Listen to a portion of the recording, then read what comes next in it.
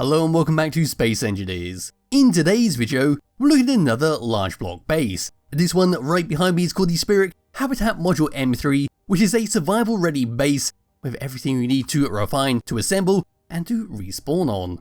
It's almost portable to the point that all you need to do is remove those beam blocks on the side, remove that blue conveyor, and then you can just lift it off with a ship, or even just strap on some thrusters onto this, take it to another planet, and away you go.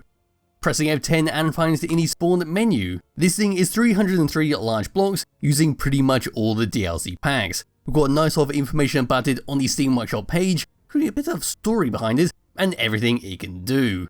Just go and give this a thumbs up. What we'll do is have a very brief look around the outside, then I'll grab hold my character, we'll have a tour of the interior, then to finish it off, I've got a couple of guns over there ready to blast it. So at the very bottom, what we can see is some stairs of how we're going to get up and inside it. You can see the stairs come all the way over to this section, but they'll spiral all the way up and get over to the doorway, go inside. This is the only way in and out, which could be the only problem of actually making this portable. You would need to have some way to get up to that doorway unless you take the whole thing with you.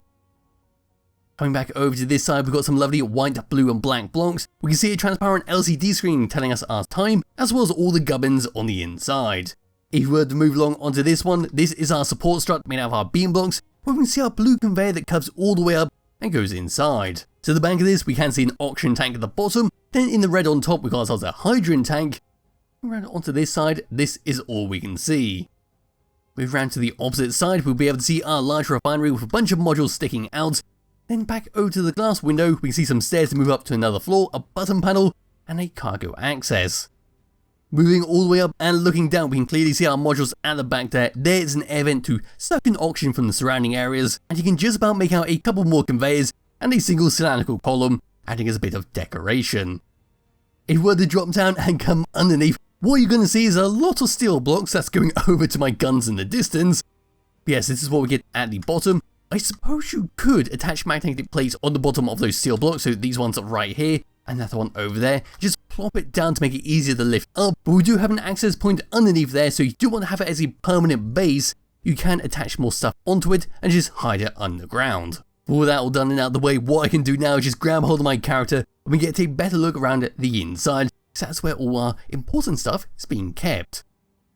We can come across over to here, up our spiral steps, all the way around, and we'll eventually come up to our doorway. Just looking around, this is the view we get, so do we get a nice view all the way around at any kind of dangers coming up against us. But for the moment, we now open up this, double door for an airlock, and now we're on the inside. We're instantly greeted by a planter and the top of a assembler. Now this threw me off when I was having my look around. This is the assembler, but it doesn't look like one. We've got these tubes coming down here, we've got this access point there. Yes, that is just simply the top of our assembler. Looking to our left, we've got ourselves a cryopod for a quick recharge. Around over to here, an armory locker, a table with our kitchen counter, got a good view of the guns that are going to pummel this base at the end. Then round over to this section, we've got ourselves some cargo access on the top and the bottom, and a bed to sleep on. There's our LCD screen with our clock, and just turning all the way around, coming underneath past our kitchen table.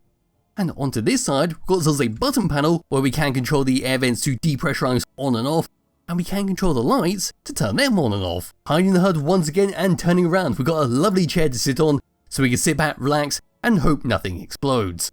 Hopping out of that and round over to this section, a couple of freight crates, and over to here is our shelf with a couple of batteries, girders, metal grids, and a few motors dotted around. On this side, there's our conveyor that links over to our cargo container. We can once again access that top cargo container if we need to, and we can see a couple of modules attached onto our refinery and assembler. Moving up to these steps, this is what we get around here, so here's our survival kit to respawn on, and of course to do a bit of refining if we needed that extra help. And around over to there, looking up, got a nice access point to repair if we ever took damage. And there we go, that is that for the SPHERic Habitat Module M3. It's a lovely little, very simple, very compact base for you to use in your world. It's a nice to have if you just want to have something pre-set up to use in survival mode, instead of having to plan out and build one yourself. And best of all, because of the way it's been set up, once you do build it, you can easily move it from one place to another just by removing those blocks at the bottom. So now what we can do is get to the fun part of this and blow up the base. So what I'm going to do is drop my character on top of this habitat, there we go, and now I'm going to angle the camera so we get a good view at the destruction that's about to happen. That should do quite nicely. So now my character is going to come up to the top, activate this, find a time block called Doom, and we're going to start it up. We've now got 10 seconds before the gun is going to fire, and that'll be that for this video. And here we go. I did have to adjust the cannons very quickly because they were shooting the floor, which is odd because I aligned it up with the base, but any second now the cannon's gonna start blasting into this, and it should be left in tiny little pieces. There we go. That was a lot of shots that just came through, and it looks like it absolutely vaporized everything in the middle. You can see some parts just flying away into the distance, and yes, that is one hell of a lot of destruction. But as for the base itself, it is a lovely little habitat to use in your world in survival mode. There'll be a link to it in the description below if you do wish to download and play around for yourself. Highly recommend you do because it is a very nice thing to have and very easy to move if you do want to have a portable base. So thank you all for watching, and I'll be back with another video some point soon. Bye bye.